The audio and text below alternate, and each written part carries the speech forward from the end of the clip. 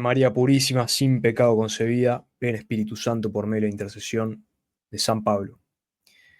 Amén. Bueno, continuamos entonces esta serie para vivir una vida de fuego. El catecismo contemplado, meditado, prende fuego. Ese es todo el secreto, es el secreto místico. No hay ningún otro secreto. Número 4. ¿Es suficiente la sola luz de la razón para conocer el misterio de Dios?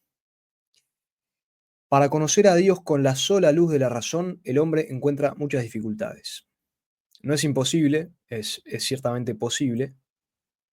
De hecho, es demostrable Dios por medio de la sola luz de la razón, pero no es tan fácil. No es tan fácil para el hombre vulgar, para el hombre común. Además, no puede entrar por sí mismo en la intimidad del misterio divino. ¿Sí? La Santísima Trinidad está oculta para la razón natural sin la fe, sin la revelación. Por ello, Dios ha querido iluminarlo con su revelación, no solo acerca de las verdades que superan la comprensión humana, sino también sobre verdades religiosas y morales que, aun siendo de por sí accesibles a la razón, de esta manera pueden ser conocidas por todos sin dificultad, con firme certeza y sin mezcla de error. Es decir, Dios revela, para que no nos quepa duda, los misterios íntimos de Dios, ¿sí? Los misterios íntimos de Dios y de la Iglesia, y revela también los misterios, las cosas, las verdades que no son misteriosas, que son misteriosas pero no son inaccesibles, que pueden ser conocidas por medio de la sola razón natural, pero las revela para que podamos alcanzarlas de modo más fácil. Es un Dios compasivo. ¿Cómo se puede hablar de Dios? Se puede hablar de Dios a todos y con todos, partiendo de las perfecciones del hombre y las demás criaturas. Siempre partiendo de las perfecciones del hombre y de las demás criaturas, partiendo de la creación, se llega al Creador.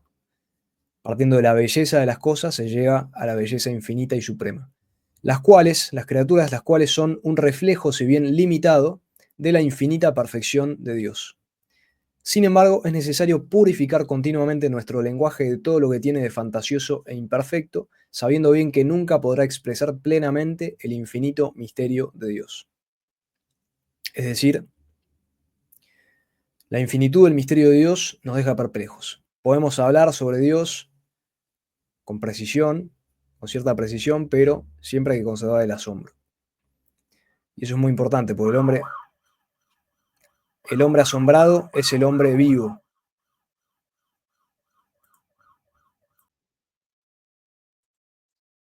Bien, capítulo segundo, Dios viene al encuentro del hombre, la revelación de Dios. ¿Qué revela Dios al hombre? Dios en su bondad y sabiduría se revela a sí mismo al hombre. Por medio de acontecimientos y palabras, se revela a sí mismo y el designio de benevolencia que él mismo ha preestablecido desde la eternidad en Cristo en favor de los hombres. Este designio consiste en hacer partícipes de la vida divina a todos los hombres, mediante la gracia del Espíritu Santo, para hacer de ellos hijos adoptivos en su Hijo unigénito. ¿Sí? Este es el plan de Dios. Seamos hijos de Dios, que seamos partícipes de la vida divina, que participemos de la vida sobrenatural, de la vida épica de la Santísima Trinidad. Es el designio de Dios. ¿Cuáles son las primeras etapas de la revelación de Dios? Desde el principio Dios se manifiesta a Adán y Eva, nuestros primeros padres, y les invita a una íntima comunión con Él. Después de la caída de la desobediencia de Adán y Eva, Dios no interrumpe su revelación, podría haberlo hecho, y les promete la salvación para toda su descendencia. Podría no haberlo hecho. Después del diluvio establece con Noé una alianza que abraza a todos los seres vivientes. ¿Cuáles son las sucesivas etapas de la revelación de Dios? Dios escogió a Abraham, llamándolo a abandonar su tierra para hacer de él el padre de una multitud de naciones y prometiéndole bendecir en él a todas las naciones de la tierra. Los descendientes de Abraham serán los depositarios de las promesas divinas hechas a los patriarcas. Nosotros somos los descendientes de Abraham. En nosotros está depositada la promesa divina hecha a los patriarcas de la vida de fuego, de la vida nueva. Dios forma a Israel como su pueblo elegido, salvándolo de la esclavitud de Egipto, establece con él la alianza del Sinaí y le da su ley por medio de Moisés. Los profetas anuncian una radical redención del pueblo y una salvación que abrazará a todas las naciones en una alianza nueva y eterna. Del pueblo de Israel, de la estirpe del rey David, nacerá el Mesías, Jesús. ¿Cuál es la plena y definitiva etapa de la revelación de Dios? La plena y definitiva etapa de la revelación de Dios es la que Él mismo llevó a cabo en su Verbo encarnado, en su palabra hecha carne, Jesucristo, mediador y plenitud de la revelación. Jesús es mediador de la revelación y es plenitud de la revelación. En cuanto Hijo unigénito de Dios, hecho hombre, Él es la palabra perfecta y definitiva del Padre. Con la venida del Hijo y el don del Espíritu, la revelación ya se ha cumplido plenamente, aunque la fe de la Iglesia deberá comprender gradualmente todo su alcance a lo largo de los siglos. O sea, la revelación ya se cerró, el depósito de la fe está cerrado, se cerró con la muerte del último apóstol. Lo que queda es comprender ese depósito de la fe, comprenderlo gradualmente a lo largo de los siglos, hasta el fin de los tiempos. Y para eso está el magisterio vivo de la Iglesia, para eso sirve el magisterio. Dice San Juan de la Cruz, doctor de la Iglesia, el poeta de la Iglesia, porque en darnos como nos dio a su Hijo, que es una palabra suya, que no tiene otra, todo nos lo habló junto y de una vez en esta sola palabra, y no tiene más que hablar. Entonces surge la pregunta de qué valor tienen las revelaciones privadas, ¿no? Que hay tantas revelaciones privadas aprobadas por la Iglesia y hay tantas otras supuestas revelaciones que todavía no sabemos si son verdaderas o no, que todavía no han sido aprobadas, ¿no? Hay otras que han sido desaprobadas. Dice el catecismo, aunque no pertenecen al depósito de la fe, las revelaciones privadas no pertenecen al depósito de la fe. Una revelación privada es una revelación que recibe uno privadamente, ¿no? Valga la redundancia. Como si hoy yo tuviera una visión de Jesucristo, ¿no? Como Santa Faustina Kowalska, como las apariciones de María en Fátima, en Lourdes. No pertenecen al depósito de la fe, o sea, no son objeto de fe, no hay que creer en ellas, pero las revelaciones privadas pueden ayudar a vivir la misma fe. O sea, no es obligatorio creer en ellas, se las puede aceptar por veneración a la autoridad de la Iglesia que las declara auténticas. Y es muy prudente hacerlo, y sería imprudente no hacerlo, pero estrictamente no hay obligación de, de- de adherir a ellas, ¿no? Es misterioso, es curioso esto, pero es lo que enseña la Iglesia. Pero bueno, sería bastante imprudente no recibir las apariciones de Fátima, por ejemplo, ¿no? Bien, pueden ayudar a vivir la misma fe si mantienen su íntima orientación a Cristo. El magisterio de la Iglesia, el que corresponde al discernimiento de tales revelaciones, no puede aceptar, por tanto, aquellas revelaciones que pretendan superar o corregir la revelación definitiva que es Cristo. O sea, cualquier cosa opuesta a Cristo, opuesta al magisterio, opuesta a la revelación, opuesta a la tradición, que aparezca en una supuesta revelación privada, eso es signo de que la revelación es falsa. Bien. ¿Por qué la transmisión de la divina revelación? Todo esto es muy importante porque depende de esta transmisión la salvación de todos los hombres y que se cumpla la promesa de Cristo. Desearía que el mundo ya estuviera ardiendo. Vino a traer fuego sobre la tierra y desearía que ya estuviera ardiendo. Entonces, si no se predica el Evangelio a todas las naciones, si no se transmite la divina revelación a todas las naciones, no se puede prender fuego el mundo. ¿Por qué y de qué modo se transmite la divina revelación? Dios quiere que todos los hombres se salven y lleguen al conocimiento de la verdad, es decir, de Jesucristo. Es preciso, pues, que Cristo sea anunciado a todos los hombres según su propio mandato. Id y haced discípulos de todos los pueblos. Esto se lleva a cabo mediante la tradición apostólica. ¿Qué es la tradición apostólica? La tradición apostólica es la transmisión del mensaje de Cristo llevada a cabo desde los comienzos del cristianismo por la predicación, el testimonio, las instituciones, el culto y los escritos inspirados. Los apóstoles transmitieron a sus sucesores, los obispos, y a través de estos a todas las generaciones, hasta el fin de los tiempos, todo lo que habían recibido de Cristo y aprendido del Espíritu Santo. O sea, la misión de los obispos, que son sucesores de los apóstoles, son como los continuadores de los 12 apóstoles, es custodiar la revelación. Es que la revelación llegue intacta a todos los confines de la tierra hasta el fin de los tiempos. Esa es la misión apostólica, la misión de la Iglesia. Conservar la tradición y custodiarla y transmitirla e irradiarla. Misionar. La Iglesia es misionera, es apostólica. ¿De qué modo se cumple, se realiza la tradición apostólica? La tradición apostólica se realiza de dos modos. Primero, con la transmisión viva de la palabra de Dios, también llamada simplemente tradición. Y segundo, con la Sagrada Escritura, que es el mismo anuncio de la salvación puesto por escrito. O sea, la transmisión viva de la palabra de Dios, Se refiere a todos los modos de predicación posibles. Predicación, el magisterio de la iglesia,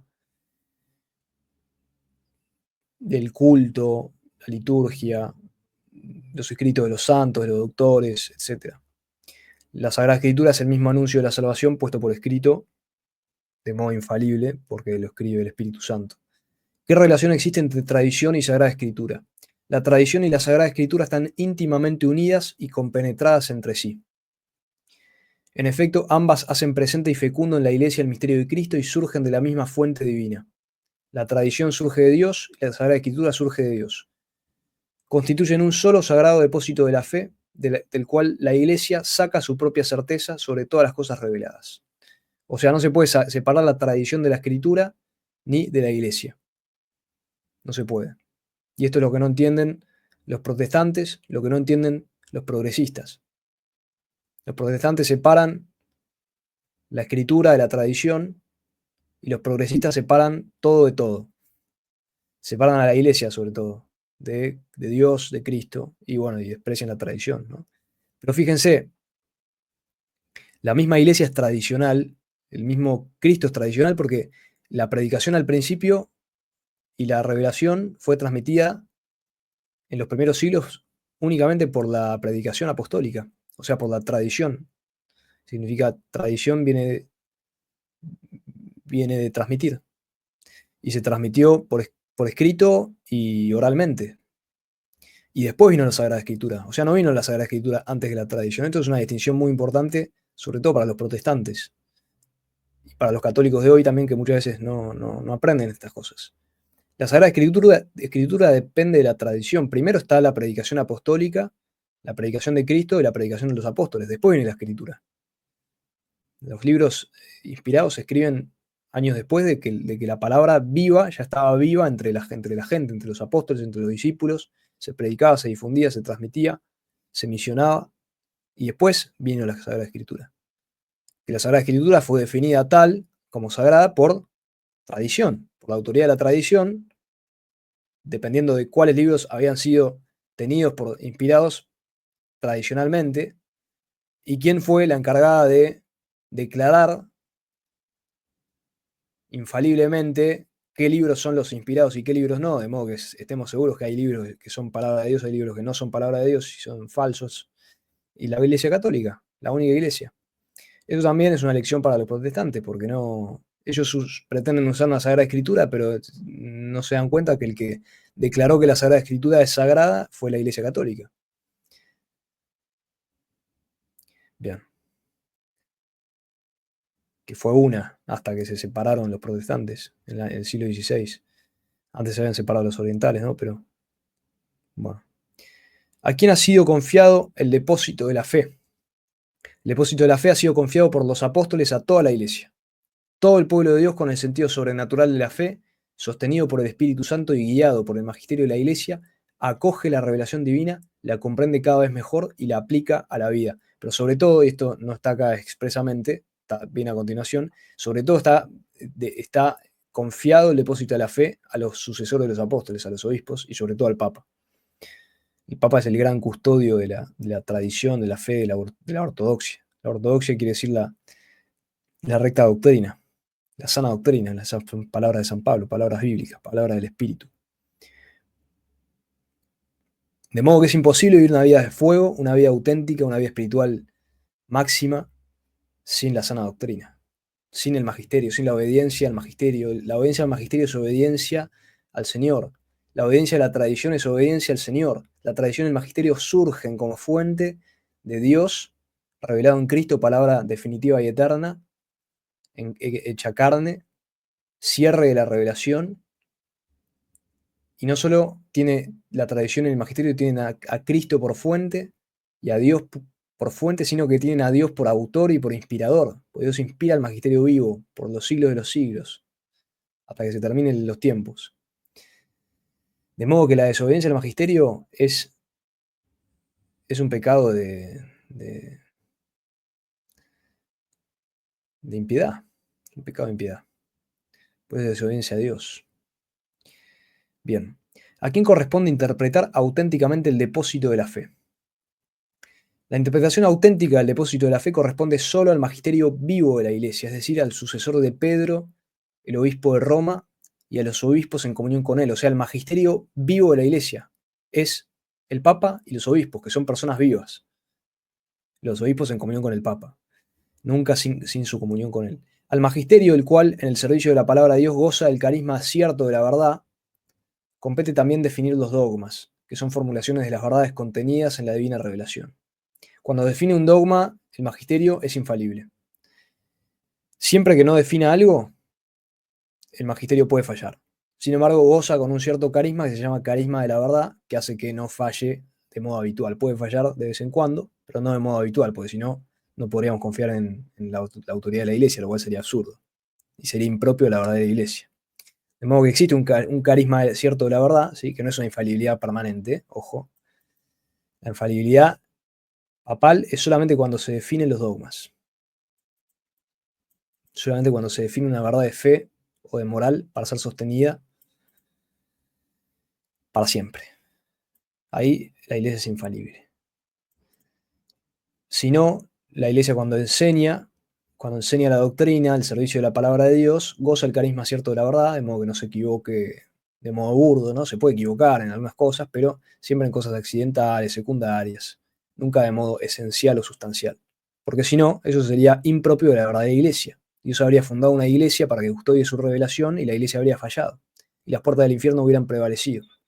Lo cual es absolutamente absurdo y también impiadoso. Y esto es lo que no comprenden ni los progresistas, que acusan a la iglesia de retrógrada, al magisterio de retrógrado, cuando lo único que hace el magisterio es repetir lo que dijo Cristo y lo que dijeron sus auténticos intérpretes, y los, los, los tradicionalistas, si se quiere, que desconfían del magisterio. No digo que el magisterio sea siempre infalible, puede tener error, y lo ha tenido, pero no se puede confiar perpetuamente en el magisterio, ¿no? Eso sería una enfermedad grave. Los dogmas son formulaciones de las verdades contenidas en la divina revelación. Dicha autoridad se extiende también a las verdades necesariamente relacionadas con la revelación. O sea, hay verdades que no son dogmas, pero están necesariamente relacionadas con la revelación. Hay como una especie de jerarquía de verdades, ¿no? ¿Qué relación existe entre escritura, tradición y magisterio? Escritura, tradición y magisterio están tan estrechamente unidos entre sí que ninguno de ellos existe sin los otros. Juntos, bajo la acción del Espíritu Santo, contribuyen eficazmente cada uno a su modo a la salvación de los hombres. Por eso, leer la Sagrada Escritura, meditarla, leer los escritos de la tradición, los documentos, los monumentos de la tradición, vivir la tradición, estudiar el magisterio de la Iglesia siempre es provechoso para el alma, enciende al alma. De modo que la vida de fuego, esta serie es para vivir una vida de fuego, depende del estudio también. Depende de la experiencia viva, del fuego vivo que es Dios a través de la iglesia. Pero depende también del estudio, del estudio contemplativo, de la palabra santa, de la palabra divina, de la palabra tradicional, de la palabra magisterial. Por eso también estamos haciendo esta serie, comentando, estudiando el catecismo, para prendernos fuego. Pero fíjense, el verbo de Dios es el fuego divino, se hizo carne y habla en la escritura, habla en la tradición, habla en el magisterio, de modo que si queremos encendernos con su fuego tenemos que empaparnos de la sana doctrina. Eso es muy importante. Vamos a dejar acá este video. Para la gloria de Dios, salvación de las almas. Si te gustó, si pensás, si se te viene alguien a la cabeza, mandáselo. No te olvides que hay que salvar almas. La salvación de las almas depende de nuestro celo apostólico. Eso enseña el beato Pablo Mana, misionero en tierras paganas. Que viva Cristo Rey, viva la Santísima Virgen María y la Iglesia Católica. Amén. Si te gusta el contenido, podés donar lo que vos quieras en Patreon, en PayPal o en Mercado Pago. Están todos los links, toda la información en el comentario de este video. Yes,